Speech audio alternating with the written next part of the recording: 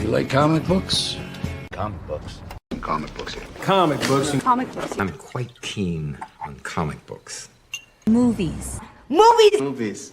The movies. Stupid TV shows. TV shows. But what are some of your favorite TV shows? Can be enjoyed as video games, as TV shows, books, movies, the entire world. Wholeheartedly embrace the apocalypse. Let's start the show.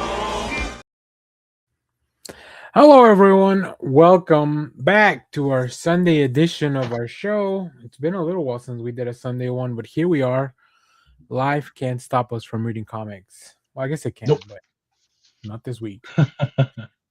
It can only slow us down. That's right. If you're joining us, I do want to recommend and push you over to our show from yesterday, which I thought was quite fun.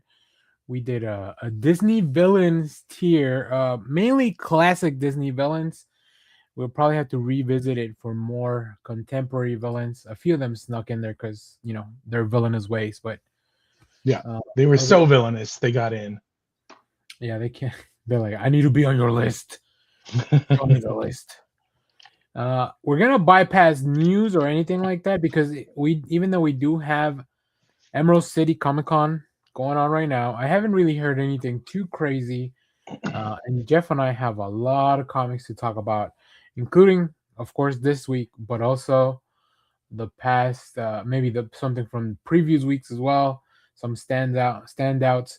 But before we get into comic books, Jeff, what have you been watching? You have any highlights from what you've been watching recently? I have. I picked up the. I don't know if you watched this back in the day, but I've been watching the Scrubs reboot. They've got 3 episodes that came out so far. I picked up the variant cover with JD and Turk doing the eagle. Yeah, eagle. I love it. It's super great. I can't remember. Lawrence, Jacob Lawrence, I think is the producer. He also Bill Lawrence, yeah. Great on Scrubs, Cougar Town, very underrated show. Ted Lasso is also him.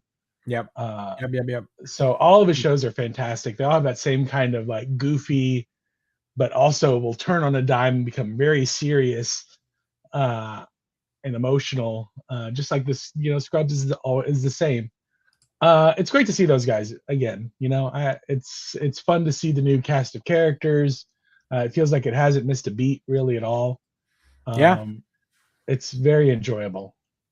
Yeah. I'm also watching it along with all my other sitcoms that I kind of watch throughout the week. But Scrubs, I mean, I was a big fan. It's not a show that I rewatch a lot. Did you watch that last season that went on ABC? I was trying to remember how much I watched of it because I was a huge Scrubs fan, but I don't know if I watched it all the way through the end. I think I had like the first 2 or 3 seasons on DVD. Mm-hmm. But I don't necessarily. I can't remember how it ended, and I don't have my Disney Plus or Hulu anymore to go back and try to catch up on those. I don't know if they're streaming anywhere else. Yeah. It kind of has 2 endings. It has an ending from when it ended on NBC, which was originally where it aired. But then it got picked up for another season at ABC. But it's more like they introduce a whole new cast of like students, and JD is not completely at the hospital anymore. It's kind of weird. I don't know exactly what happened behind the scenes other than NBC probably didn't want the show anymore, and ABC's like, we'll take it. Yeah. So I hear that this reboot completely ignores that last season, that kind of half whatever season. It feels that way. Kind of. Not. I don't think necessarily ignores it. Like that's how little of an impact I guess it had. That it doesn't. I think I ignored. Well, I think I saw Bill Lawrence saying like we're just kind of like that happened, but it's not necessarily happened in our. We're not going to reference it a whole. I do hope that. Because of this, and then like on the heels, and Disney still hasn't announced anything, but on the heels of that Muppet Show special, in which got a ton of viewers, and everybody was really how they haven't announced a reboot or like we're gonna do this I don't hear know. Miss Piggy's holding out on the contract negotiation, so It could be. It could be. But it gives me hope that there might be like a night where we get back like an old school kind of TGIF or something along the lines of like the must see TV Thursdays, sure. because you could have like a Scrubs, Abbott Elementary, and a Muppet Show like all in one night on ABC, and just find a fourth sitcom to go along with it that kind of matches that vibe, and I would be sat every single week in front of for like network television. How often does that happen anymore? I mean, I'm still there. I'm a big. Oh, the shows are back now that the Olympics are done. So I've been catching up on my Matlock and my Law and Order and my 911s. But those are just like really, they're in the background of like me doing other stuff. That did not mute at all. So oh, that did not mute at all. Oh, okay, well, good. so technology working exactly as it should. I was wondering why you looked at me funny. I was like, I hit the button. Yeah, we don't have a. We need a cough button like in the radio, station. I'll make sure to use the other mute button. No, you're good. Okay. Well, yeah, I will lead us into movies. We'll save your movie. I feel like your movie is probably like the biggest, newest thing in the theater. So we'll save that. I will say over the past few weeks, while we haven't been doing shows, I have been somebody mentioned as a in jest that they would make a donation to a charity of my choosing if I rewatched all the MCU movies before Doomsday. I was like, say less. You don't have to twist my arm. Like, so I'm doing that. I've started my MCU journey to Doomsday. I watched Iron Man. I watched Incredible Hulk, and I've watched Iron Man 2 so far. And I think if you're watching in release order. I'm watching in release order, yeah. Only the movies though. I'm not the series. That'd be too much for me to throw in there before. So I think if I keep up like at least one per week, I should be able to get through. And over the course of a normal year, I'll rewatch a lot of these movies anyways because they have them like they're on TV. Yeah, a lot. Yesterday in the morning, Armageddon was on while I was trying to do some stuff right before the show. So yeah, so I'll keep you guys updated. But the movie that I watched, it is a new movie, and you would think it could be an MCU movie with this name, but it's not. It is War Machine. This is a new movie from Netflix, starring Alan Rickson, who a lot of people want to be Batman. Oh yeah. You may know him better as a Reacher. The movie is pretty good. I enjoyed it. I had a good time with it. It's nothing too crazy. It takes a few twists and turns, which I was not expecting. It feels like it's all about like this war. This guy's trying to become an army ranger, to kind of honor his dead brother. That's Alan Rickson's character. Who all of them only have names. I'm sorry, they only have numbers as their name. Nobody has a name here other than like some of the officials. But I mean, you have Jack Courtney's in this film for a little while. Esai Morales is in this. I recognize a few other people. Dennis Quaid is in this as well. Quaid. So, if you need an army guy, you Patrick Hughes, you probably recognize him as well. If you see him, if you want something that's kind of like a cool, like I said, it has some kind of cool twists and turns. I did not know what this movie was about. I haven't seen anything about it, but I was like, I gotta support my boy, which I think he has another movie that came out maybe on Prime that I haven't seen, like a comedy with, is it Kumail Nanjiani maybe? Let me see. I'm on Letterboxd right now. So maybe I can. He did an episode of Black Mirror. I need to check that out. Did you ever? Well, I looked that up because I'm looking through his filmography. Did you ever watch Blue Mountain State? No. It was like a sitcom on Spike TV about a college football team. I was gonna say it sounds like I vaguely remember it being a football thing. I don't remember anything about it. Oh, the movie I was referring to is Playdate with Kevin James. Oh. It's easy to confuse Kevin James with Kumail Nanjiani. Yeah. I knew it was a funny guy, and I knew it was a funny guy that did stuff for Amazon Prime. I just didn't know which one it was. They do look So alike. yeah. But speaking of new movies, Jeff, what's the other thing you watched? I saw Scream 7 at the theaters. Did they? It's Well, I gotta ask you one thing before you dive into it. Did they show the scary movie trailer in front of Scream 7? they did not. Oh, They did interesting. not. Oh yeah, which I think is really interesting too. Because same company, like it's all Feels Paramount. like the perfect place for it. Yeah, I did not know, and I didn't know there was a scary movie, a new scary movie reboot or whatever Mhm. happening. I mean, they released that trailer earlier this week. I'm indifferent on the scary movies. They're kind of funny, but they're not. I don't know. There's like little the clips that you see like on Instagram or whatever. That's about as far as I get into it because then sitting down for a whole one of those is just too much for me. I'm just like, no, Mhm. it's not. There is the one that is like by the airplane guys that is no longer they like most of them are by the brothers, The first the two are by Wayne's. the Wayans, and then everything else is by somebody else. I think you're probably thinking of 3. That's when the airplane guys came in. Is that when they came in? Yeah, That's because when that's they when get really silly. you get Leslie Nielsen as president of the Yeah. U.S. Um, But Scream 7. So I don't I'm not a huge like I've missed like the last two, I think, last two oh, movies. interesting. You went into this one without catching up. Yeah, I did not. I didn't really, they are what they are. The first one's fantastic. It's True. phenomenal. It changes the horror genre. Like it Yeah. is a revolutionary movie. Second and third one are pretty good too, considering the first one is so revolutionary. And then after that, I'm just like, okay. When they start introducing like second cousins and like the kids come along and the second generation, I'm just like, all right, that's too much for me.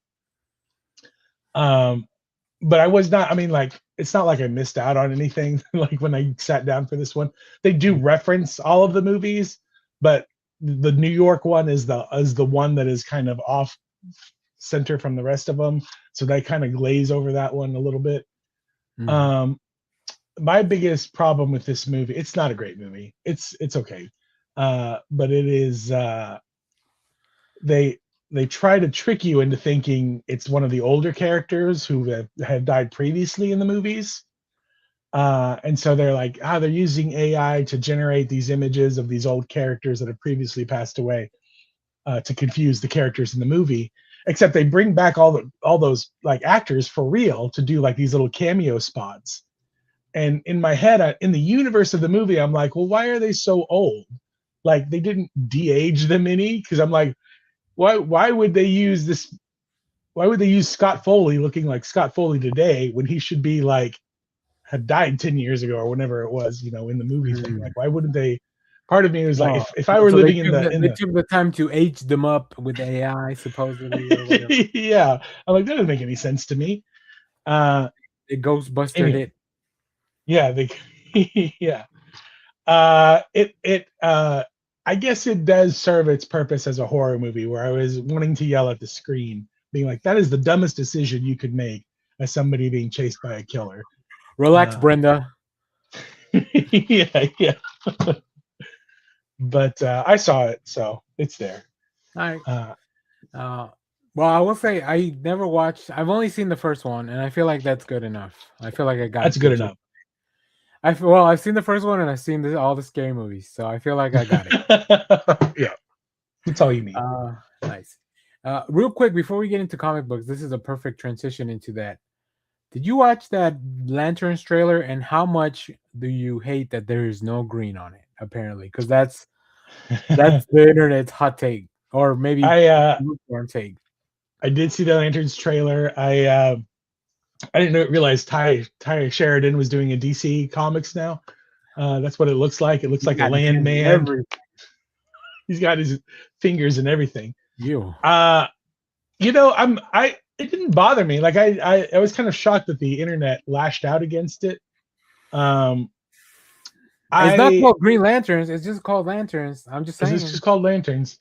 I am at the I'm gonna wait and see. Like I'll watch it. It looks good. my personal theory behind, they're like, why are there suits? You know, why do they have the Green Lantern suits kind of thing in a closet? Uh, Oh, you just want? from the little clips I've got from Hal, my guess is that you could create a Green Lantern suit using the Green Lantern ring, Sure. but Hal doesn't seem like somebody that would do that. Hal looks like somebody he'd be like, no, I wear a flight suit because I am a Well, pilot. I mean, Guy doesn't, right? Guy wears the uniform, like he has a Yeah, suit, and and then I we've would seen in imagine, the comics where they have like they do sometimes they do have suits in the comics, like they just there's I've seen panels of like Hal Jordan with a suit hanging behind them. mhm. Uh, Yeah, I would imagine, especially if you're doing a kind of more, it's not grounded in the way that like it's extra violent or whatever, but it feels like a grounded lantern, like they're on Earth, whatever. yeah, yeah, And yeah. as a human, I would be like, "Oh, I'm used to wearing clothes. Like I'm not used to being naked and just like Yeah, or constructing clothes along. if something happens to your ring, then you are just naked in space. Then you are just naked in space. Yeah. So Oh, yeah, exactly. I don't know if I have that kind of concentration to make sure that my mind is thinking 100% all the time on making sure I'm clothed. I You did know? see a meme, and I want to get your opinion because I'm not on TikTok. It was like this gif of somebody freaking out, and it just said like TikTok finding out that Tom King is involved in the Lantern show. Yeah, there it is. There it is. How's stuff going over there in On the the land of the TikTok, talk? Yeah, you've seen any of that? I haven't seen. Yeah, there's been a lot of. Just the I think usual Tom TikTok. King hate. Yeah, it's usually Tom King hate. They've been very distracted by. Well, they've been distracted. That's so wrong. That's a bad way to put it. A lot of the TikTok is about how DC does not have a mainline black superhero Oh led yeah, yeah. comic right now. Which I think I saw Scott Snyder actually respond to. And he's like, "We are aware now. Thanks for letting us know." So Yeah. hopefully there's something coming down the pike. And I Um, do feel like that's probably more important of a point than why is yeah, Tom yeah, yeah, King still writing comics? Blah blah blah blah blah. So yeah, yeah, good. yeah, Use your powers yeah. for good, TikTok, not for Use your evil. powers for good. And they all are very mad because Ethan Van's Skyver said something about that Lanterns Oh, I don't want to. I trailer. don't. And anytime he talks, I'm just like, well, ignore that. He's a fool. Ignore him. Don't I give him tell you any this, press. I wouldn't even know where to go look. Well, I guess I would know where to go look for whatever he's saying or any of those people are saying, but I don't go there anymore. Yeah, yeah. I don't. He hasn't worked for Mufasa, DC in Mufasa years. told me to stay away from that area. Don't go So near that elephant graveyard. everything that touches the light, that is your Yeah, domain. I was all right, you got it, Mufasa. So cool, cool. I'm excited yeah, for the Lantern show. I like True Detective, and they've described this show as Green Lanterns and a true detective kind of story, which you can really tell by the trailer. Like something's off with that town, and yeah. obviously, yeah, it's gonna be more augmented for comic book shenanigans. But I figure there's like a Despero, something is happening okay, in that town that is okay, not like that is yeah, comic book related. That is more than just cool. All right, well, we got our favorite comics of the week coming up, so stay tuned for that. But Jeff, before we get into this week's stuff, do you have any highlights from the past few weeks that you want to talk about? I do. I've been sick the last couple of weeks, so I've been able to make the show, but I have still been reading Don't my worry, we comic. haven't had one. Okay. So let's talk about a couple of things here. I don't know if Sure, you read this. This is Ted okay from Mad I King. did. This is one of the. We should also talk about how the speculators have gone crazy over the last few weeks, Oh, I'm gonna and you give you should my start. locks of the week for this week around when we do our pull list. I have missed out on Narcos. That came, or not? Was it Narco? I think that came out this last week. Or Nectar. That's another one that I missed out on. I forget. There's the Sky White But Sky. I don't really care about that one. But, Titan Comics had a bunch because they were doing only one per customer, like of any variant. So oh, really? they're closed on Sundays, but if you can make it over there throughout the week, they had a bunch. Shout out to Um, Jeremy in the shop for yeah, keeping it that's smart. for keeping it for the customers and not for the speculators. Yeah, they need first off, the speculators are in for a hot surprise because that window is so small in which to buy and sell. It's As soon as it's smaller than like a crypto coin, like those meme coins. Like you got to you've get out got of till it the second printing comes out, basically, and till that's it gets it. announced. Yeah, till the second print. Yeah, and honestly, most of that stuff that sells out on day one, there's going to be second printing anyway. Yeah. So like I missed the hippopotamus, whatever cocaine Yeah, that one was hippopotamus thing. impossible to get. I just said, hey, give me once the second edition or whatever comes out, go ahead and send that my Matt way. is pretty good about putting the trade out real quickly after the thing, so I'm looking Once forward to the that. trades come out, yeah, all that, and then I'm hoping all the speculation stuff goes away in 6 months because that's how long it. That's basically it. Anyway, is Ted okay? Awesome Ward comic. cover. Christian Ward cover, first of all, incredible. Yeah, Christian Ward cover. It's a crazy comic. The interior art is spectacular. Speaking of, is this Mad Cave too, right? This is Mad Cave as well. Yep. It's a kind of a downer comic. It's about people that work for giant corporations and are unhappy with their lives. But great read. Would you rather have Ted's job or the other person that we meet his job? That's tough. That's a tough call because Right? if you're Ted, you're just going through the motions. You're just kicking. You're just a cog.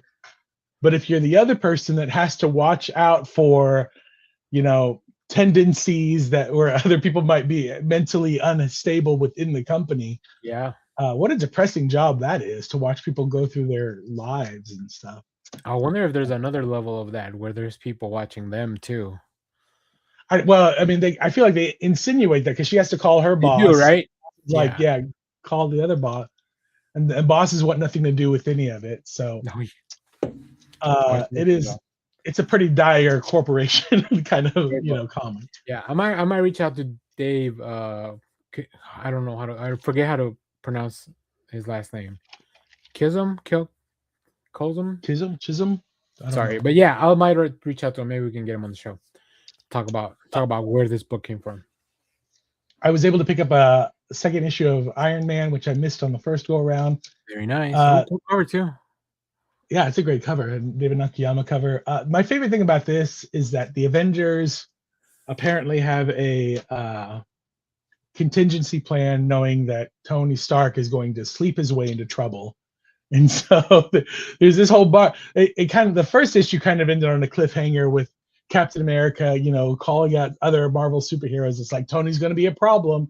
And then it picks up in this issue with Tony and Cap having a conversation mid-battle with a bad guy, where Cap is like, "Oh yeah, you have slept your way into another issue that we're all going to have to deal with." Yep. And it just tickles me to think that they are like Tony's libido is definitely a problem for all of us. Tony's going to continue to be a dangerous weapon. Right. Yeah, that's really good. Nice. What else you got? Moratorium for the final issue of the Ultimate Spider-Man. Sad to see it go. I love this. I still haven't read it because I don't want it to end. And I know that Ultimate Endgame doesn't affect the plot really. Yeah. So I'm just gonna save it for a minute. I might just read the whole last arc again.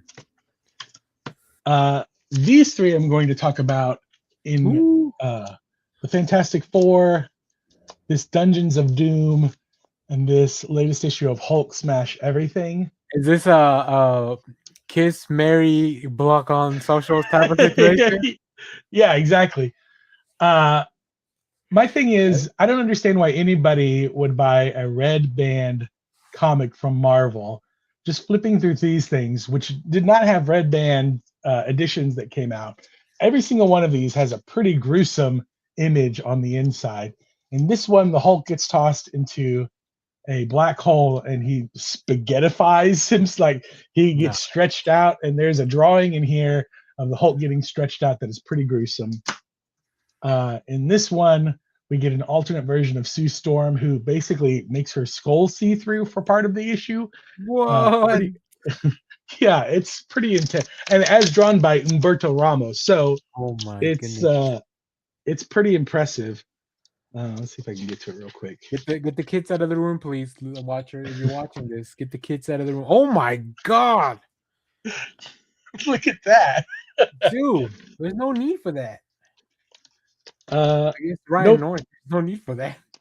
no red band, and then the Dungeons of Doom is just pretty grotesque in its own way. They find I was gonna say a corpse, but it's a live body with its arms cut off and its legs cut off, and there's like things sewn in its chest. This thing is gruesome as well.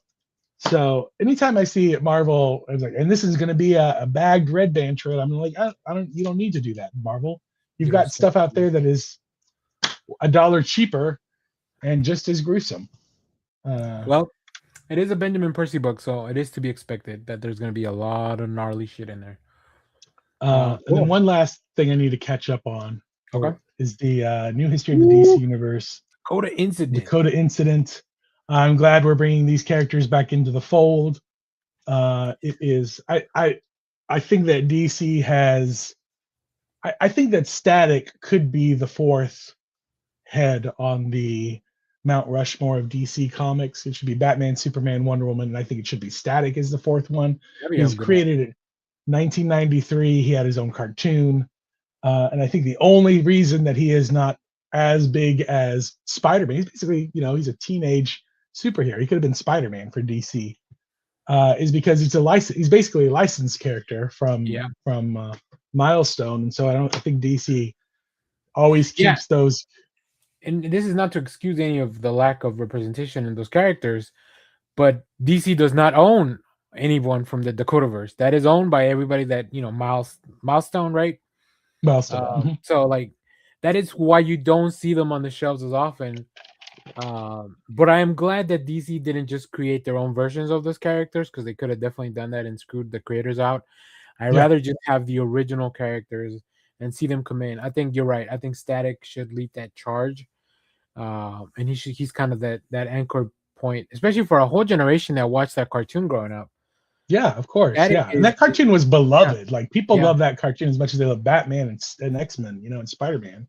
Yeah, it was so beloved that they still included it in Batman Beyond and the Justice League Unlimited. Like Static is a big part of that, even if the rest of the Bang Babies or even if the rest of the Milestone universe did not. But great.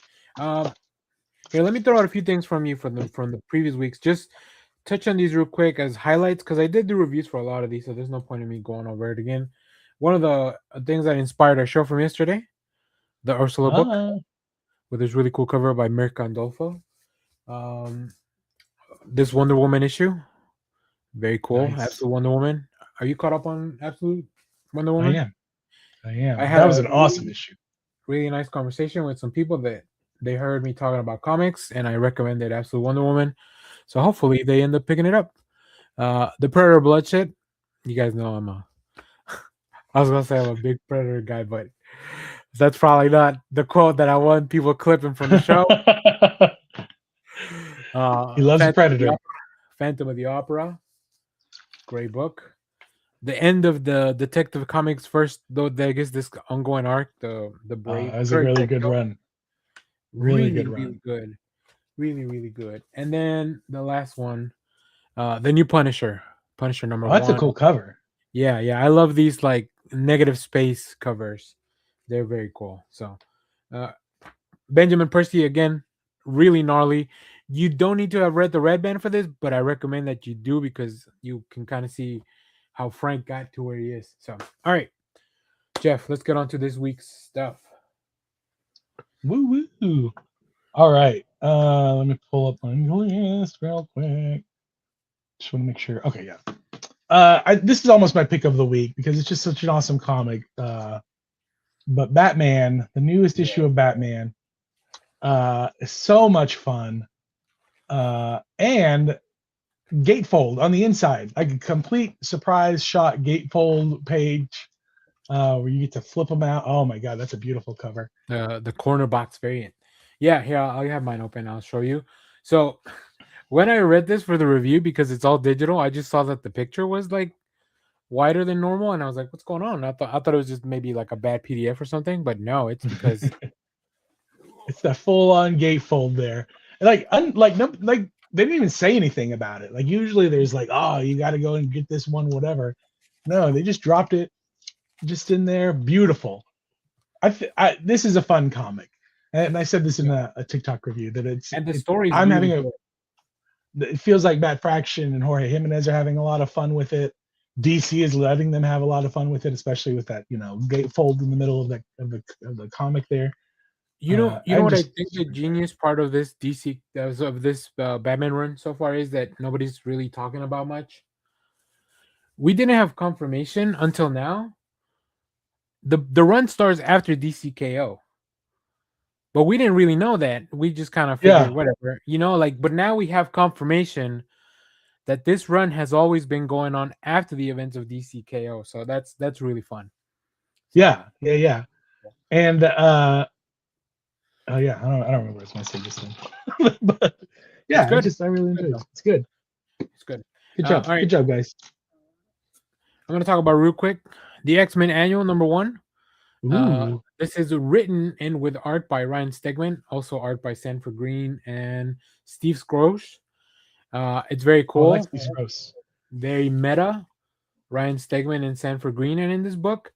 There's also a new character called the Creationist that may look like a writer that has worked on Venom with Ryan Stegman. Nothing is confirmed, but I don't know what I don't know what the relationship is like now.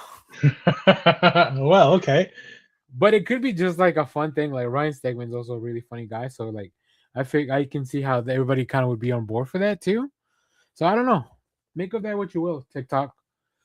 It's really fun though. I haven't picked up the regular X-Men title in a while, but I saw Ryan Stegman was writing this, and I was like, I gotta check it out.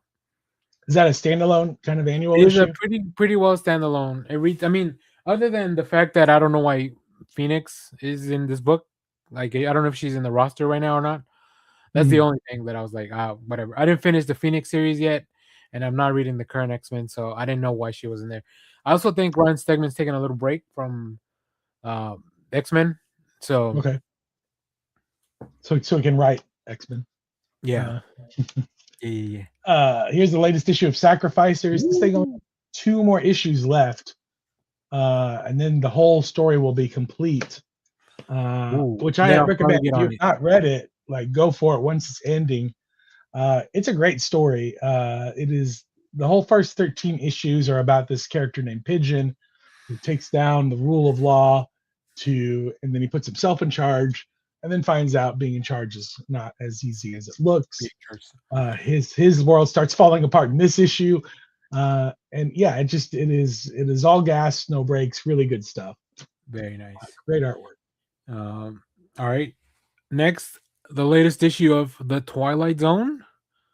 This is a story written by Francesco Francavilla and El Marlo Francavilla. I don't know El Marlo. I assume they have some kind of relationship to Francesco.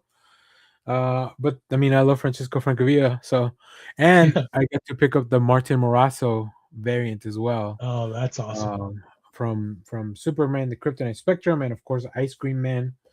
I picked this up yesterday because I got to go to zoos because I was at Common Grounds Games playing with got to play a little Star Wars with Josh for a Nice. pre-release event, which was fun. It's always nice to see you guys in person. So I got to see you last. Oh no, I didn't get to see you last week at book club, but I do get to see you sometimes at book club in person. I didn't realize we had new people. That's fun too. So that's Yeah, there are a nice. couple of new people. So I'm always nervous. We have a pretty eclectic group of characters at our book club, and so whenever somebody new joins, I'm like, please stick around. yeah, we don't bite. We don't bite. Moonstar #1. I gave it a shot, and this might be my one and done shot. Oh, It's fine. It relies a little heavily, on the events of Thor. If you've not been paying attention to Thor, I guess everybody has forgotten who the Asgardians are, so they have been cut off from the world, because I guess if you don't, gods aren't powerful if nobody's around to worship them or know who they are. So, uh, but everybody has forgotten what Asgard is on Earth, except for Daniel Moonstar, who was once a Valkyrie.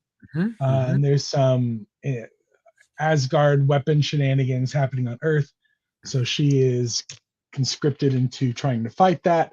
But my problem with these are that and I think we've talked about this before, is I don't think that Marvel really has faith in these little stories. They're like 5 issues, like little fun adventures, but they don't hold a lot of weight.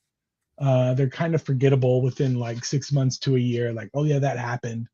And it didn't really matter how good they're. Like, I feel like Exterminators was a really fun 5-issue series, starring Boom Boom and Jubilee and Dazzler, where they fought vampires, and then it was just a one and done. Like, you never saw it. They never did a second series.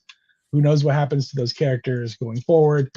And I feel that that's going to be the same for this. That's probably going to be the same for the Rogue. It's probably going to be the same for the Magic Colossus book. There's a Bishop book coming out that'll, like, I feel like they're throwing them out there, but they're not. There's no meat to any of them. They're just kind of fun little. I agree with you, and I see where you're coming from because we've been reading comics for so long. What I do take into account, just because of some people that I've seen on like social media talking about comics that are super niche, these are going to be their introductions to a lot of these characters, so that's fun. Like, I'm always down for more people reading more New Mutant characters. Yeah. Also, this book, I mean, I was reading the Magic series that Ashley Allen is doing and was doing, and this ties directly. Like, this book spins out of that. Like, Danny comes right out of that after that. I do love revisiting Danny's Valkyrie Pass, which is also very fun. And also, it has a really cool sword in here. So, like, I'm in for the ride. Even if, like you said, it may be an inconsequential run. Like, I just really like the art is so cool in here, too. Like, just Danny riding around on her Pegasus.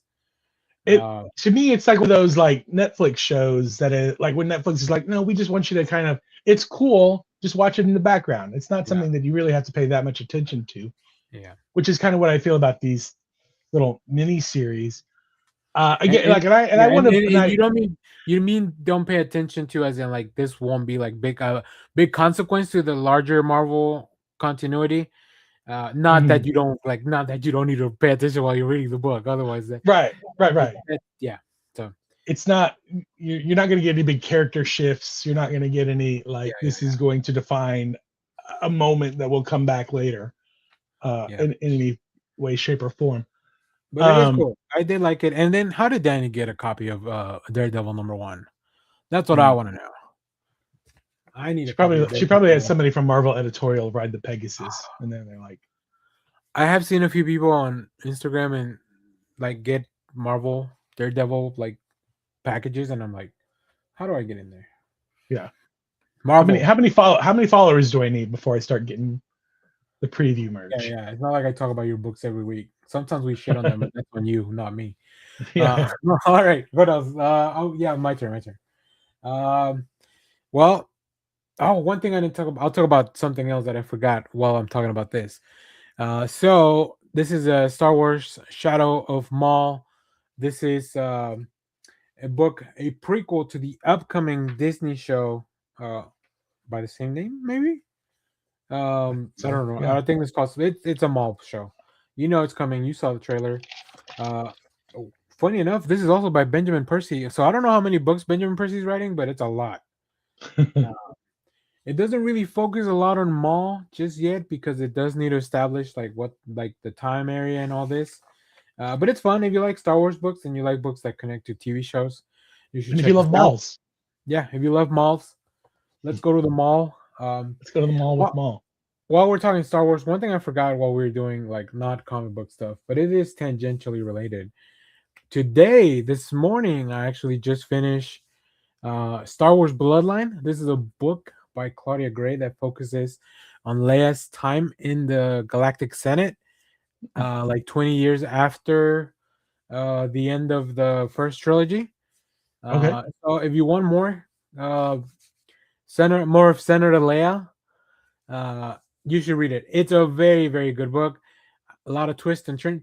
I was brought into the book because somebody was talking about the sequel trilogies, and they mentioned at the time I didn't know it was the big spoiler of the book. It was just some like fun hook that I thought was, but I don't want to spoil anything about the book. But yeah, it's very good. It gives you a lot of information as to why Leia, I guess, kind of went in the direction that she did after for the sequels. So go check that. And Claudia Gray writes an amazing book. Somebody told me that she did a Qui-Gon um, Obi-Wan book, and I'm gonna hunt that down next. So Nice. all right, back to you. Back to comics. Well, we'll stay in spacefaring, and I'll talk about Nova Centurion number. What is this, 5? Yeah. We did get word this week. I think it was this week that Marvel is canceling all of their Imperial books. Ah. So this, I don't know how many issues this has left. But they're She-Hulk's launching. going- But they're launching one next week. It's gone. I saw that Stephanie Phillips was like, "Yeah, we just got word that they're just ending all of them." I guess I don't know. Ooh. I don't know what's No, going to the happen. Planet She-Hulk included in it. Yeah. What a bummer. Marvel can commit. Marvel's commitment issues are who hurt you, Marvel. 100%. This is yeah. And I've been digging this. So like I'm about to go. My next book is another Jed McKay book that I'm not wild about, Oh but boy. people have been like, I've never read the Jed McKay Moon Knight. Or like, you got to read it. You got to read it. It's so I'm great. people. Yeah, For you're everyone people. watching, for everyone watching, I'm people. You're people. And I will read it one day. But I was like, well, he's great apparently at writing a single character. Is when he does groups, it gets a little iffy.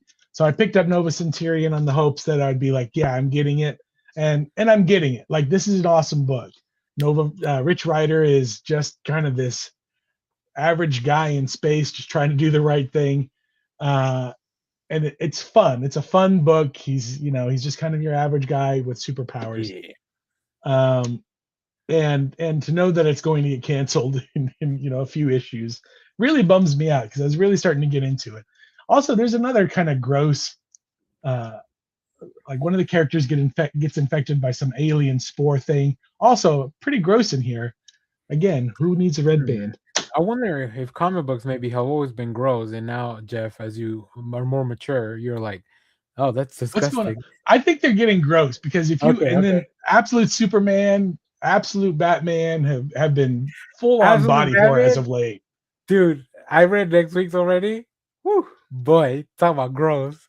Body horror is all over comics these days. Eric Kanatu, though, what a fantastic artist. He's a guest artist on Absolute Batman. My goodness. Apparently he did a book with Giant Generator, Rick Remender, that it's getting reprinted for next week. And it's like a superhero group, superhero book group. What's it called? I was gonna read it because Marvel sent us the trade. Anyways, whatever. Sorry, Jeff. Keep going. Oh, it's a Marvel book? No, it's I think he originally did it at Dark Horse, but it follows him. So now that he's with Image, they're re-releasing the book. I see. Okay. I'll look it up while you wrap up here on this one. Well, I think I was just Nova. That was You're the Nova end of it. Centurion. Are you good? You good with Nova Centurion? Yeah. Okay. Well, before I go into that, now I'm really curious as to what the book. Oh, The End League. It's called The End League. Oh. Rick Remender, Matt Broom, and Eric Kanate. New York best-selling times, but I think, like I said, originally published at Dark Horse, but now this collects everything and is putting it up, reprinting it through Image because he's doing Giant Generator with them. All right, this is I got a couple more books. So speaking of books getting canceled, this is the complete opposite of that. This book may never get canceled. One of DC's longest ongoing, the second one behind Harley, I think. Poison Ivy 42. Wow. The introduction. This is also a corner box variant by Jorge Jimenez, but this is the major Ivy arc starts now. Now you may be wondering, well, what the hell are you doing jumping into issue 42 out of nowhere? Well, let me tell you, DC has started their second act of DC All In because DC KO has ended. So all the new books coming out last week, this week, and the upcoming week They're all starting with fresh new arcs that happen post DCKO. So it's the perfect time to jump. If you've been waiting to jump on any series or jump back on any series, it's the perfect time to do so. And I think that's one thing that DC does very well and gives you access point. Like I was wondering why they all had like a new thing here up top, and it's Yeah. because it's denoting that whole like, hey, this is a brand new era. Like DC All In Act Two is starting, so jump on now. Which And I it's don't know that time. Marvel does that very well. No, they Uh, don't. They do it. so yeah, so this week for reviews, I'll probably be doing more than normal for DC because all of them are um, like Aquaman. I read Aquaman, Supergirl, and there was one more that's like a DC jumping on point. But anyways, yeah, I have one more book, so I don't know just how many you have left, Jeff. I've got 1, 2, 3, 4. Oh, I've got a 5 before we get to. Okay. Well, here For, let me do my last one, okay. and then I'll just let you go on further. Now, this is one of those highly speculative books that are selling out. But like I said, my shop, Titan Comics, is only doing one per customer per variant. So I just pick one up because I don't need. I would have bought multiple variants because they're really cool. But yeah, Nectar #1 from Vault Comics. Shout out to Vault, one of the first publishers to allow me to review their comics. I'm glad this is a hit for them. The book is great, actually. It's pretty gnarly. It's really scary. And if you don't like butterflies, you're tough luck. Tough luck, sailor. Yeah, it looks like a cool book. My problem with the speculate because I usually look. I try to go in advance to see what books are coming out, like what I might want to pull for or grab when I'm at the shop. Sure. But I'm not great at being like, hey, put this on my pull list because I don't necessarily want. I guess I could be like, pull the first one and I'll decide later. But I feel like that's a lot of work. I'd rather just go to the shop, be like, here, I'll read it, and then if I decide I like it, I'll add it to my pull list.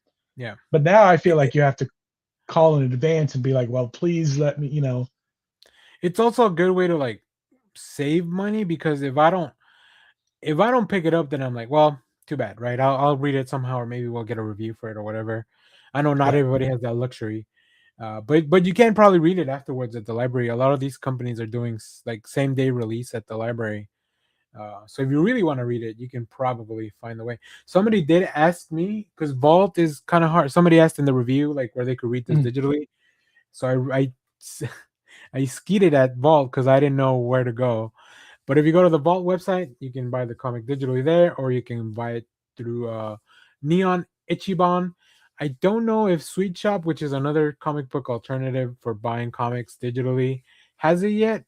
So yeah, just look around. So all right. Yeah, normally if I miss out, I'm like, I'll catch it on the trade or Yeah, because something. you're not picking it up if I to flip remember. it, right? You just want to No, check it out. I just want to read it. Yeah. Want to read it. That's what comics are for. All right, go for it, Jeff. Get on your. The final issue of the Avengers 35. Jed McKay's run has finally come to an end. They defeated Kang in the last issue, although to be completely honest, I don't remember that. Like, I remember the fight. I don't remember them necessarily defeating Kang. Sure. And what they did with the MacGuffin final missing moment, whatever. Yeah, can he be defeated? That's the real question. We'll find out. The Farad Karami, I don't know. I love his art. I don't know if the Avengers is the right book for him, but his artwork is fantastic. Mm-hmm.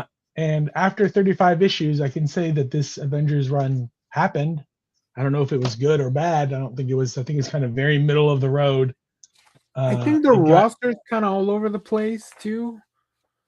Like it feels like there's too many likable characters in the roster, and the Avengers, like any good group, you need a few screw ups in there to spice things up. Yeah, and he kept like there was the midnight whatever, like these super villains that never really took off, and then he had the weird Knights of the Round Table, like basically Space Knights. He could have just used the ROM Space Knights. I do hope they get to keep their ship. I do hope they get to keep the ship, the city or whatever. I hate to break it to you, buddy. Oh boy, but the ship does go away.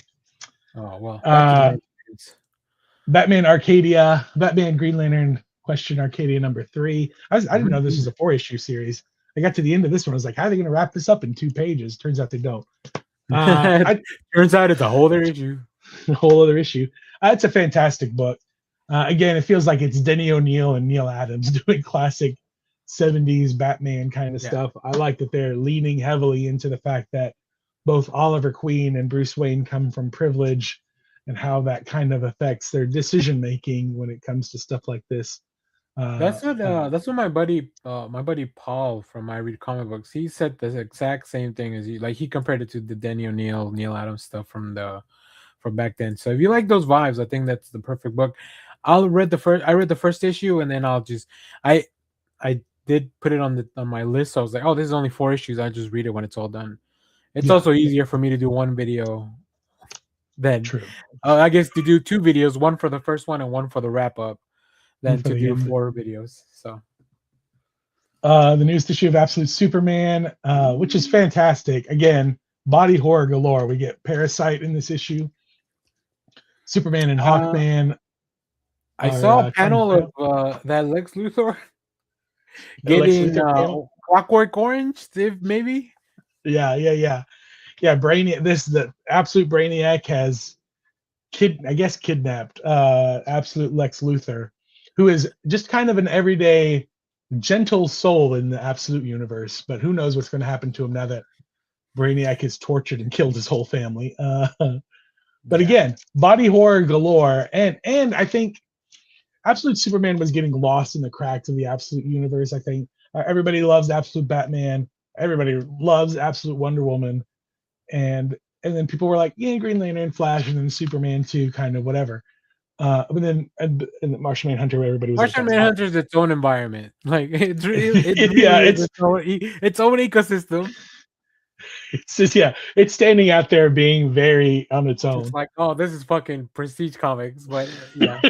Yeah. But this, after the last few issues of this, now that they kind of gotten past the setup of what the world is, now I'm really digging this comic. Like, I always kind of liked it. Now I'm digging it. Yeah. We're really starting to get the feel for what the Superman is like. It's really good. Nice. Exploit #1 from Mad Cave. This is one of the ones I was able to get my hands on. I did not find the copy at my shop anymore. So I really enjoyed it. It's about a magazine that gets bought out by like a billionaire technocrat. Yeah. And one of the interns gets a lead on a story that could change everything, but it's basically about trying to save publications and free press and whatnot. And then before we get into our picks of the week, Absolute Flash, #12. This really puts a button on the whole series. I mean, not that the series is ending, but it really kind of is just like it sets up where everybody's going to go forward from this issue. It kind of Wally kind of finally steps into his shoes as the Flash. It resets everything at the end of the comic. It's fun. It's a really fun comic. It feels like it's that same point. I haven't read it, but it sounds like it's that same point that Superman hit a few issues ago. Yeah, definitely. It locked in. We're locked in. Jeff Lemire definitely, like I said, ironically, this is the slow burn book that he's doing, which is on the book about the fastest man alive. So yeah. It took 12 issues to get there, but we got 12 there. issues. Good. All right. Let me do my pick of the week first, because I really also like your pick of the week. It could have been my pick of the week as well. So my pick of the week. And it's really only because of what it's doing for the future. I had a lot of fun with this series as well. DCKO #5. Whoops. I did a full video telling you everything that happens in this issue if you don't want to read it, or if you weren't able to read it. And I also picked up this really cool Kenny Omega variant. Man, Dan Mora really really throws my budget for a loop. Kenny Omega filled with Omega energy. Yeah, Kenny really worked. So this is really fun. There's no surprises, right? Everything plays out like you probably thought it was going to, even though people were probably rooting for their own special superhero. Maybe the bracket was a bit of a disservice because it raised expectations. Like, oh, maybe anybody can win this thing. Although I will say, nobody. I think the bracket was shaped expectations that shouldn't have been. But I Yeah, don't hear anybody complain about the brackets at the end of Exquisite Corpses, which have also not shaken yeah, out like or the they've. book club. Oh, really? You didn't hear the book. I guess you didn't go to that one. I didn't go to that one either. But I asked them about it. They're like, "Why is there a bracket?" I was like, "What do you mean? Don't worry about it. It's fun. Brackets are fun. It's March. Brackets are fun. Brackets are Brackets fun in are March, even if they are meaningless to your back." comic. But not here. This was great. It changes everything. It resets everything, and it tells you like I like that they it. You know what I like the most about this? That it tells me that DC has a plan and a roadmap, and maybe it will change. But it's opening the door to all the DC next level stuff. Like that, you can kind of tell why there was a publishing reason why, like a real world publisher reason why they're doing DC next level. But now there's also like a continuity DC universe reason why Yeah, the DC next level books are happening, and I think that's great. I like that there's a, like I said, a roadmap. I like to know that feels stable. It doesn't feel like it's just out of nowhere things are happening. they're not canceling things after announcing them 3 months earlier. We're gonna let Uh, Jonathan Hickman cook, and then we're gonna stop the gas. yeah, yeah. I saw they announced another Jonathan Hickman book, and I was like, well, how long will we get that before they cancel it? Yeah, I enjoyed it. It's a lot of fun. It does feel like uh, at the end of it, I was like, well, not. I feel like not too much has changed from the universe prior to DCKO happening to afterward. That said, it does feel like they have held back a lot of cards of like hmm things that, because you are correct. It does feel like, I mean, there's an end page where Darkseid is basically, I'll be back, I'll get you guys, like the big I'll villain. get you my next time, my pretties, or whatever. Yeah. So you definitely get that feeling that this is just a stop on the Yeah, bigger road to what's coming. yeah, yeah, Um, and you do know, like, there are some changes that are going to come out of this. Not a lot, but some. So overall, I think it was fun. I think that they set expectations, and the fans set their expectations way too high for this event. It's not a crisis event; it's just a KO event. So yeah. I mean, part of it is obviously DC's doing their marketing, but like because as and I did it myself. Like when things are announced, like I get really excited. So now I'm talking about it on the internet, and if everybody's really excited on the internet, like expectations get maybe a little too high, more yeah, than DC was like, hold on a second, this is just a really, this we're is a literally cool just story. We're it's a having cool fun here. story. Yeah. Yeah. So cool. But yeah, I enjoyed it, and I'm glad I'm glad we're on the other side of it as well, just to kind of see where we're going to go Yeah, forward it from didn't here. overstay its welcome. Like all the times were pretty fun. Like even the series, I think the Flash ones I kind of dropped off of. Yeah, I did as well. The Teen Titan ones really was like, man, we're just doing our own thing too. The Justice League was its own thing, but that was fun. Like that, I mean, that's Mark Waid, so like that's just a Yeah, good yeah, book, yeah. regardless. So yeah, yeah, there it is. There you have it. The ultimate word on DCKO was right here. So, Ta-da. but Jeff, Uh, tell my us. pick of the week is the final issue of Beneath the Trees, Where Nobody Sees, Rite of Spring, the sixth and final issue. Uh, Yeah, this thing, I did not expect that it was going to go where it went. Uh, Sam figuratively and literally burns down the town, Seth and Rollins, Sam Rollins. yeah, burned it down. Went full on Rambo basically at the end of the at the end of the book.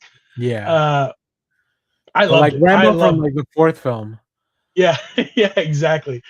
Once she realized that the walls were closing in, she was like, "Well, it's time to blow the walls out."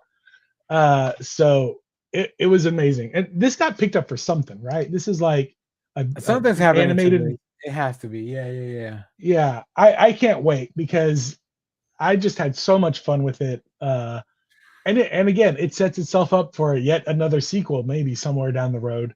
Yep. Uh, so I think it's a fantastic book. It started off, the second series started off a little bit slower than the first one, but it kind of totally ties back. I mean, everything ties together. I think both stories, if you've not read either of them, will read amazing together. Yeah, it's just a great comic. Yeah, and I would like to ask Patrick Horvath if maybe originally this was just supposed to be like standalone graphic novels, because I think I read both of them like that. I read both of them like all together, and they just read so well like that. Like it's just Yeah, it's like a book that you just don't want to put down. Obviously, also if you're of a certain age, like you get a lot of nostalgia for like the things that are happening because this is, it's happening now, like in the 80s, late 80s, 80s, early 90s, 90s, like early early 90s. 90s. Yeah, Yeah, it's 8 years. I think the first book was the 80s. This is 8 years later, so it's got to be the 90s. Um, so you get a little bit of nostalgia for that, and then also Sam's descent into madness, or I guess the reveal of that madness, because it seems like it was always there.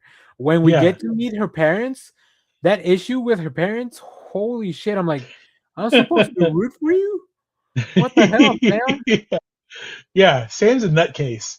Uh, yeah, and it is fun to watch her unravel for her, because Yeah, the like whole time Dexter she had a seems in code. control. Yeah, Dexter had a code. Sam doesn't give a fuck.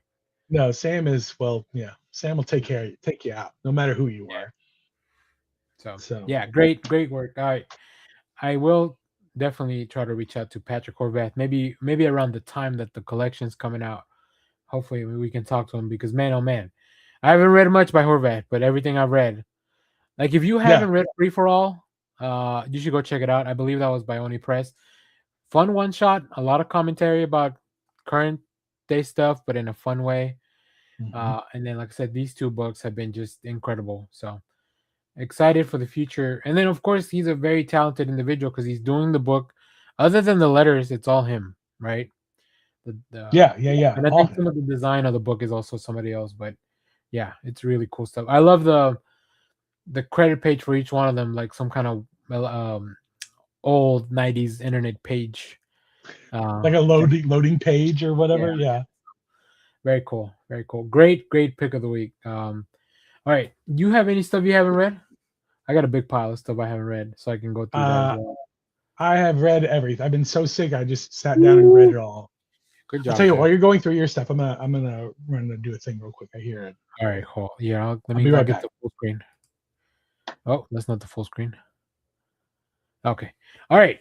While Jeff gets back, a few things that I picked up that I haven't read yet. First of all, if you haven't, DC Compact Comics, Nightwing, Volume 1, Leaping into the Light. This is the first, I guess I shouldn't call it Volume 1.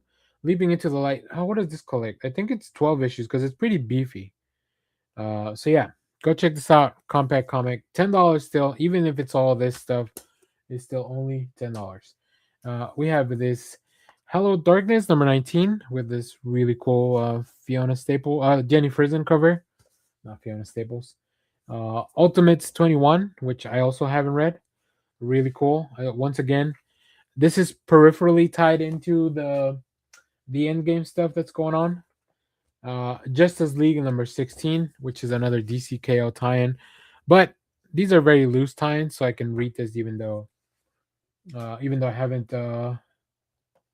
I haven't caught up on this, even though DCKO is over. Absolute Martian Manhunter number 9. This continues to be really cool. So I can't wait to catch up on this issue. Back. Sorry. Sure, no problem. The latest issue of Wolverine 17. With Alpha Flight, Silver Sable, so very cool stuff. Star Wars Hyperspace Stories. I'm still reading this. The Bad Batch. If you want Bad Batch stories, check that out.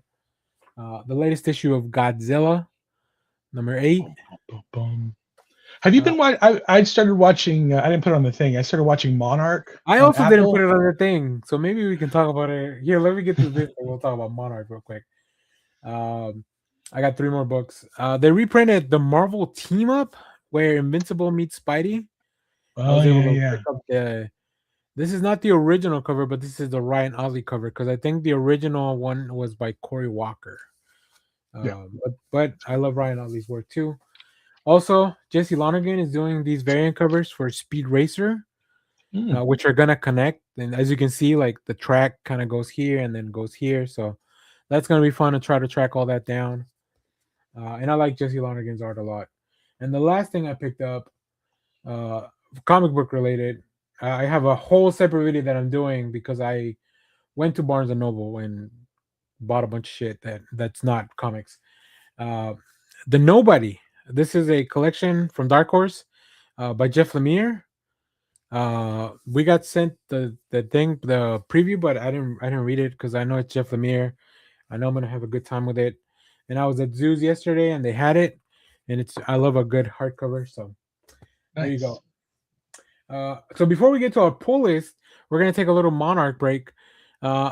Jeff, so you had seen the first season of Monarch? No, I just started. Oh, you Monarch. just started with the show. Okay, completely. Yeah. Okay. So for me, I was like, why are they doing this Godzilla show as a show? Like Godzilla, if anybody deserves to be on a big screen, it's the Godzilla monsters. And I know they just released the second season. Yep. So I was like, all right, I'll sit down and watch it. I actually had tried. I watched the first episode like when it came out a couple of years ago. For whatever reason, I never finished it. Gotcha. But I've been seeing all the press that what's his name and his son have been doing that are both Kurt on the Russell show and together. White Russell. Yeah, Kurt and Wyatt Russell. And they're kind of fun to watch together on the press. So I'm like, okay, I'll watch the show, and I'm digging it. I like it. It doesn't bother me that the giant monsters are on my tiny television, but yeah, it's a lot of fun, and I'm sad that I hadn't been watching it sooner. But I am glad I don't have to live through the 2-year gap between season 1 and season 2. Yep. So So I don't know if you knew this, but this show was co-created or co-produced by Matt Fraction. I did not. Oh yeah, I do remember that. Yeah, that's what he was.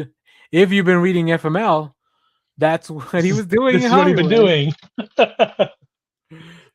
Yeah, this show's great. I won't go too deep into anything if you're still catching up. But I like it. It's just fun to kind of, first of all, the idea to cast Wyatt Russell and Kurt Russell in the same role in different times. So it's smart. Awesome. And especially when they do it. Yeah. I don't think of them as like, if I look at them together, I guess I could kind of see the resemblance, but it doesn't dawn on me like automatically. But they start doing this thing where they dissolve, where they'll start off where it's like Wyatt Russell, and then they dissolve to present time, and it'll just like overlay Kurt Russell's head. Yeah. And I'm like, oh, I see it. They're definitely related. They have the exact same face. It's just aged. Yes. The other cool thing is that I forget sometimes that, first of all, Kurt Russell is married to Goldie Hawn, and that they have other kids, including Kate Hudson. Like, I know Kate Hudson is Goldie's daughter, and obviously I know why Russell is Kurt Russell's son, but I forget. My brain doesn't fully connect that they are also related. So that's really fun. But yeah, the interviews have been really funny. I love that they asked Kurt Russell about, like, because Wyatt Russell's still doing MCU stuff, probably gonna be in Doomsday or some of the stuff coming in the future. They'll ask Kurt because he was in MCU, but he's not in there anymore, right? Ego's gone for now. So he's like, yeah, whatever, you can ask me whatever. I mean, I won't have an answer, but that way Wyatt Russell doesn't have to like get in trouble or anything. So that's really fun. Yeah. So great press tour. All right. Let's talk about the future of comics, and by that I mean our pull list. What comes out next week? What gets canceled next week? Find out today. And then I'll tell you, stay tuned for my locks of the week. If you're speculating on the market, guaranteed, never failed in 19 weeks, Jeff. You don't even have to call the 1-800 number. We'll give you this one for free. This is your pull list. So on this, we've got Absolute Batman, Absolute Green Lantern, new Action Comics. You can jump on this one. Skylar Patridge is back on art on this arc. You can jump right back in. It's going to be a real game time decision if I get that Bleeding Hearts #2. I'm going to flip through it, and I'm like, if it grosses me out, I'm putting it back on the shelf. I got to say, unfortunately, out of the Vertigo books that came out, Bleeding Hearts is not for me. But people love it. So I'm glad it exists. It's Denise Camp. Denise Camp, in my book, can do no wrong. And it is I forget who the artist is. I'll look it up. I'll find it. Stipap something. Stepan It's very Stepan Stepan Morion. Stepan Morion, Yeah. whose artwork is great. Like they're doing the artwork on Our Soot Stained Heart as well, which I think is really good. But all the zombie stuff with like the I mean, it's growths doing what coming it's out of supposed to be doing. Yeah, the book is doing what it's supposed to be doing. It's not its fault that I don't like that stuff. yeah. That's the DCU. What is that? AEW. The I don't know. If I'm AEW gonna, crossover. Yep. yeah, I don't think I'm gonna pick that up. That just doesn't think. It's We'll only. see if I can get my This is the last one, so like, you might as well. maybe. It's only Yeah, two. I might as well. Only 2 issues. I bet you'll find the cool cover, and that'll do it. That'll seal. The matter of fact, let's see. Can we find Jeff a cool cover real quick? Can we find Jeff a cool? Let me be a bad influence here. Oh, there's only 3 covers, so the odds are very, very small. We love Mercedes Monet. Ricardo Lopez Ortiz. That was pretty. I mean, it's not bad. And at least Mox looks like Mox in this one. Finally. Ooh, I don't know. I don't know, Jeff. This one might be. That's a pretty good cover. I like that. You know the vases in Hercules. Yeah, Mhm. not the Greek mythology vases in real life. The ones from the Hercules movie. That's what it reminds me of. Like this would be on the side of one of those. Who is that? Oh, this is by Jian Jiang. Hopefully I pronounced that correct. Oh, Jian Galang. That's an L, not an I. Jian Galang. So there you go. Maybe we'll get Jeff. Find out. Tune in next week to see if Jeff picked up DCAW number 2. I did not add it to my pull list, so we'll see if I get my hands on a Dork number 2. We'll see if the Dork. speculators go crazy. Speculators only like number 1s anyway, so don't worry. Yeah. You'll be able to find it. Harley and Ivy's been fantastic. I can't tell what that next one is. Harley Elvira. Oh, Harley Elvira, also fun. Yeah. Again, I can't see what that next one is. Hulk Smash Everything. Oh, Hulk Smash Everything. I love that book. Yeah, Ordained. Yeah. Ordained was really fun. The first issue was really fun. Hard to. I mean, we'll see if I can get my hands on that because I think that was. If you're struggling, you can find because this is a bad idea comic, so that means they don't do digital stuff after. They don't do collections. If you don't buy it, I mean, at least that was the case. I don't know if that's still the case. If you don't buy it in single issues, you're never reading this book. Yeah. But luckily, if you missed out on issue number 1, I was at Zeus Comics yesterday, and they have some copies available. So Jeff, if you struggle to find it, you may be able to. Like Zeus is always a good place to go to check for recent comics and variants that you might have missed out on. So yeah, I need to make a trip over to Zeus. What do we got? The Fantastic Four or the Planet of the Apes versus the Fantastic Four. Yeah, we all read the first issue. That was great. Great. Go check out our video with Josh Trujillo, the writer of this book. The Seasons. I'm glad it's back. It's a fantastic book. So this kicks off the 3rd volume, I would imagine, right? I think the last one kicked off the 3rd volume. Maybe this one does. Because I think it's 4 issues per volume, so this would make sense that this one starts anew. It's very good though. Very good book. Yeah. And definitely, if you haven't been reading it, go get the trades. It's very intermittent between these, so I obviously have a hard time remembering what happened in the last one. I mean, they're doing a lot of book. Is it Rick Remender, right? Yeah, he's doing a lot of books. The Gotham Sirens book. That first issue was real fun. Yeah. What was that? Ninja Turtles. Storm. Oh, no, Storm. Transformers. And what is that? Oh, the new X-Men book.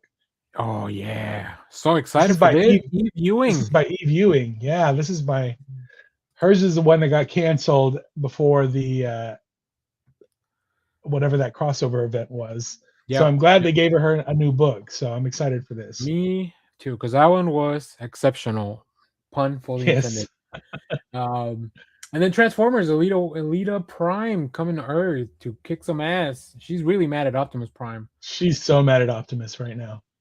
If you want a reason to go to Zeus Comics, there will have a signing next week, March 14th, with some of the Ignition Press writers, including Leah Williams, who I believe is relatively local to the area. Really?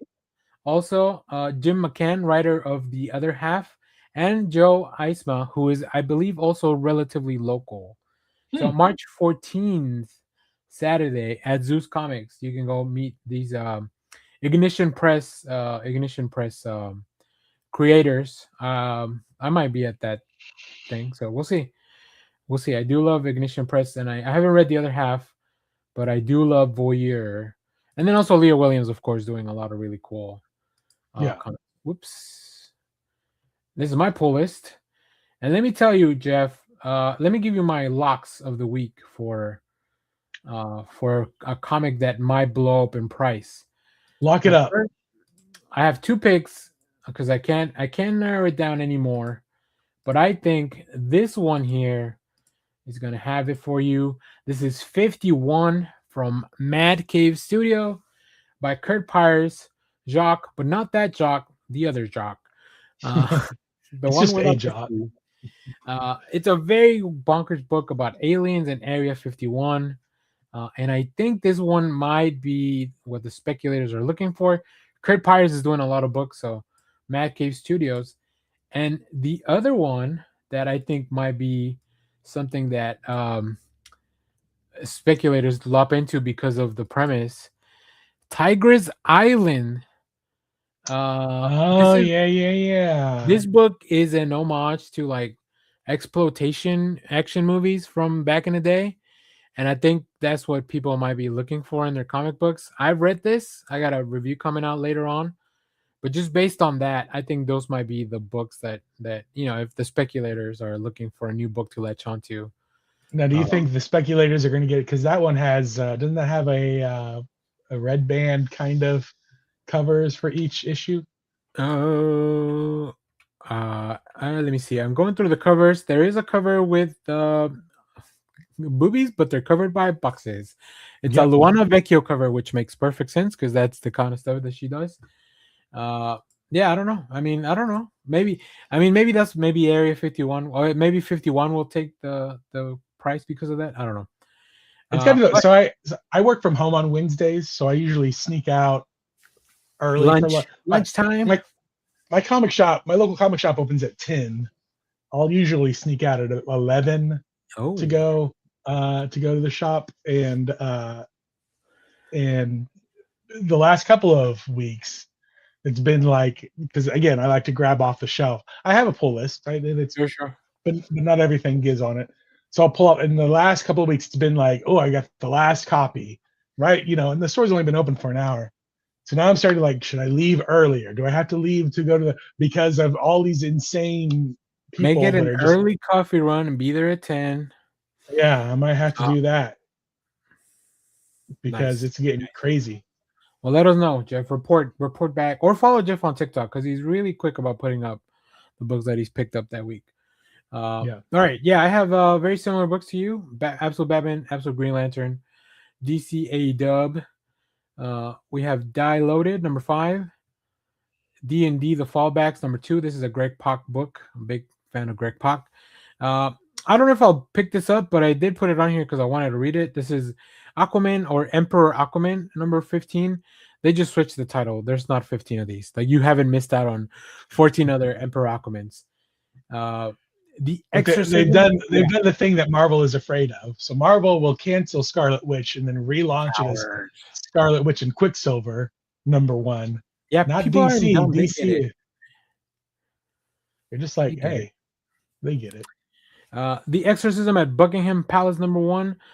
This one I wanted to put on the speculator sheet, especially because the original book I think already has a movie deal. Mm-hmm. But I also was too much of a coward. Also, I read this a few months back, so it doesn't feel like a new book to me. But that might be my downfall. Hannah, is that Hannah Rose May? Hannah Rose May. Yeah, starting to make a name for herself. Writing Smile, writing The Guy in the Chair, writing what is it? Rogue Spy? Spy Rogue? Mm-hmm. Rogues, I think it's called The Rogues. Yeah, she's great. Also another creator that I'm trying to get on the show. We have Free Planet number 10 from Image. That's a book. If you're missing out on this, like, you're missing out on like really cool comics, I think. Just my opinion. Yeah, I need to go get that in trade. That's one Yeah. I missed, and I need to go pick it up in trades. Yeah. Godzilla versus America, Portlandia number 1.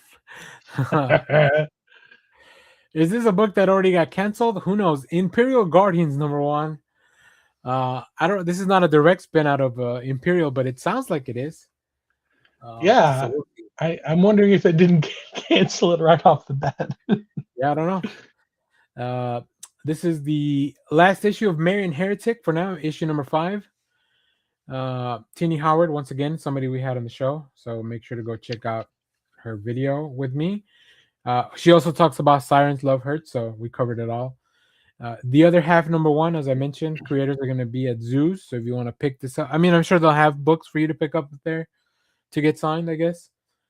Planet of the Apes, A Quiet Place, Storm Warning number 1. This is tied into the movies, and it's written by Phil Hester. Oh, cool. So yeah. Spider-Man Meals to Astonish. I think I put this on here because it looks like a Mike Mignola cover, and it is a Mike Mignola cover, and that's probably the only reason I put it on there. Because I think these are like little anthologies, so I don't care though. I like Mike Mignola, especially because it looks like he's right there with Spider-Man. Like I mentioned, Supergirl number 11, great jumping on point. TMNT number 16, Tiger's Island number 1, Transformers, Undiscovered Country. I might be the only person in America still with Undiscovered Country on the pull list. And then X-Men United number 1 by Eve Ewing. So there you have it, folks. We got a lot of comic books, a lot of comics book. I read so many comics on Friday because, like I said, SmackDown is 3 hours, and I get to read a lot of comics while that's in the background. Talk about background television. Yeah, that is background television. Cool. Well, there you have it. There it is. Jeff, we did it. We're back. We made the show. Thank you very much for joining us. Thank you, Jeff, for accommodating this other time. Saturday shows will remain the same for now at 10 a.m. Central. Sunday shows, just hit the bell. Hit the bell, and it'll tell you when we're going live. Because I know you guys love when we talk about comics. So, all right, Jeff. Anything else from your end? Well, just looking forward to a new week full of comics. Yeah. Well, as I mentioned, if you want to know what Jeff got before Sunday, go check him out on TikTok. I think also on Instagram, maybe. Yeah. I don't know. Sometimes the algorithm doesn't show me your stuff till days later. It does that on occasion. It punishes me. Yeah. Well, cool. Yeah, Jeff, just follow Jeff on Threads if you want to know what he really thinks about the political landscape of our country. Threads Jeff is the dangerous one. That's the one where I go. Jeff is a menace. Threads Jeff looks to get into fights all the time. Sometimes I don't go on Threads a lot, but I'll have notifications on Instagram, so I go clear them out. And then your stuff will pop up at the top, and I'm like, because I don't follow a lot of people on Threads unless like Instagram auto followed everyone. Yeah. So yeah, very interesting. I'm definitely on Threads. I'm only on comic book. Like I made a little comic book tab for myself. Staying in my bubble. So. All right. What's all this stuff about voting? Oh boy. Yeah, that's the part I'm avoiding, not World War III. Not the World War III of it all. Well, cool. As I mentioned, check out our Disney Billion tier list from yesterday, or from whenever else if you're watching it. Check it out on the channel. Let us know what other tier list you would like us to see us do. Stay tuned. I'll be talking about Project Hail Mary really soon because I'm excited for that film. Even though I try to convince all my colleagues to read the book, I don't know that they have. And I'm gonna stop pestering them about it because it's only 2 weeks out. So I do have it on audiobook. I guess I could try to. It's only 16 hours, Jeff. If you put it on 1.5. Yeah, no, I'm just kidding. I like things to speed up a little bit. I put it on 1.2 because it doesn't distort the voices as much at all, really, actually. And Libby's pretty good about that. Libby's got a great shout out to our local libraries. Libby's got a great selection of audiobooks. Somebody recommended me a new one called Vicious that has a premise similar to What's that movie with some teenagers get superpowers? Chronicle. Chronicle, yes. So it sounded very cool. And when I looked to the library, it said hold. You want to place a hold? So I did. It said, cool. We have 4 copies. There's 29 people holding each one of them. So we'll get back to you, bro. There's I have a suggestion for you. There is a book by the guy is, I think his name is Paul Malamont, Mm-hmm. and it's called The Chinatown Death Cloud Peril. And it is a very pulpy kind of novel. Okay. And it is fantastic. Speaking of pulp, we didn't talk about this. Did you read The Peril of the Black? Oh yeah, what the hell? Oh, you know why? Because I made a video and that book wasn't on my pile of other books. Yes, The Peril of Ezra Kane. Yeah. Hold on, let me give me the title of the book again. Chinatown Death Cloud Peril. Oh, got it. Okay. I don't know if they have it on. So I'm on margins now. Oh, okay. So It's kind of an older book. It's probably about 15 I'll save it on my years one old. to read list. Okay. Yes. Why the hell did we? Oh, I guess because we were doing a show. The Peril of Ezra and Ezra, the Peril of the the Peril of the Brutal Dark and Ezra Kane Mystery. That's what it's called. Yeah.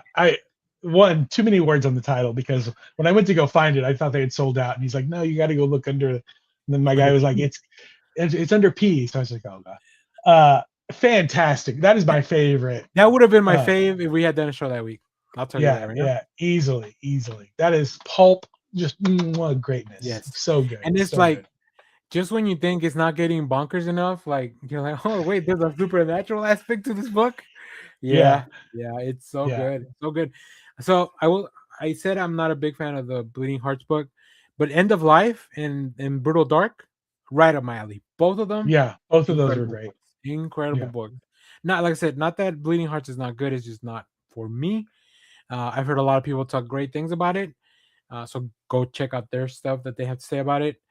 But man, the art, the magic stuff on Brutal Dark, just even the character of Ezra King is like, he's a no nonsense guy, right? Like, and then there's like this really dark backstory to him too, because he was in the war. Anybody that was in so World War One, I assume, just based on the timeline, like all those, it's great stuff. I'm glad you brought it up. Yeah. Cool. Well, there you have it. You get one last morsel right before the end of the show. Well, cool. Thanks for watching, everyone, and we'll see y'all on the next one. Bye-bye. The most important thing in life will always be Hail Bebo. Twitter loves you. Simon Center, get the fuck out. All right. Bye. Get out of here, you weirdo.